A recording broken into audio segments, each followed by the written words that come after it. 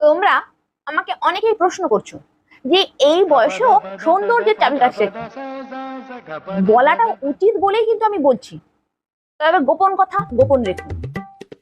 আমি যা টিপস দিচ্ছি সেইগুলো কিন্তু ফলো করলে তোমরাও কিন্তু অনেক বেশি সুন্দরী হয়ে উঠতে পারবে। তোমরা সারাদিনে কবার ফেস ওয়াশ দাও, কবার মুখ পরিষ্কার করো? দুবার, তিনবার? এরকম করলে কিন্তু একেবারেই হবে না। আমি কি করি, সারাদিনে বেশ কয়েকবার মুখ ধুয়ে নিই, অর্থাৎ ফেসটা পরিষ্কার করে নিই। সকালবেলা যখন আমি বাসন মাজি, ওই যে ভিম বার সাবান আছে ওটা দিয়ে ভালো করে মুখটা পরিষ্কার করি। আবার কখনো কখনো ওই যে যখন কাপড় কাচি, ওই যে বার সাবান, গোল গোল বার সাবান হয়, সেটা দিয়ে মুখটা পরিষ্কার করি। আবার সার্ফ তো সবসময় আছে, যখন মনে হলো সার্ফ দিয়ে মুখ ঘষে ঘষে ঘষে ঘষে পুরো স্ক্রাবারের কাজ করে, দারুণ পরিষ্কার হয়। এছাড়া হাতের কাছে যদি পেস্ট পাই সেটা দিয়েও মুখ পরিষ্কার করি। আবার আমার বডির যে শেভিং ক্রিম আছে ওটা দিয়েও মুখ পরিষ্কার করি। অর্থাৎ তোমরা এইগুলো দিয়ে মুখ পরিষ্কার করলে মুখের উজ্জ্বলতা বাড়বেই বাড়বে। আমি স্নান করেই মুখে হাবি জাবি করে সরষের তেল মাখি, এছাড়া তারপিন তেলও মাখি। তবে হ্যাঁ, কেরোসিন তেলটা কিন্তু ভুল করেও মাখবে না। তারপিন তেল, সরষের তেল যা পাও হাতের কাছে সব মেখে দেবে। মাঝে মাঝে আলকাতরাও তো মেখে নিই, গ্রিজ আলকাতরা এগুলোও ছোট না কিন্তু।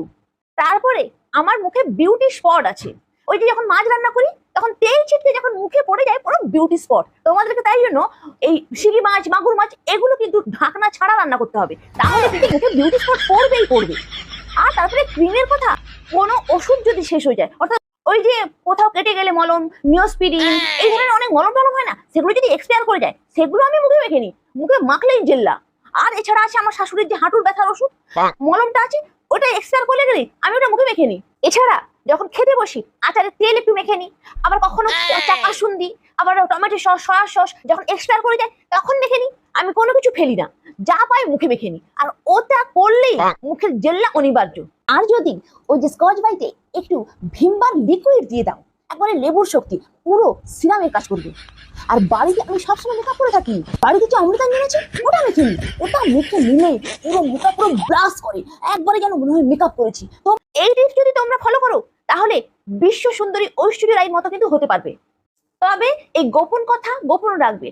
আমি কিন্তু আমার সমস্ত রহস্য বলে দিলাম, তোমরা যদি অন্য কাউকে এই রহস্য বলে দাও তাহলে কিন্তু তোমরাই নিজেরাই বিপদে পড়বে। তাই গোপন কথা গোপন রাখবে।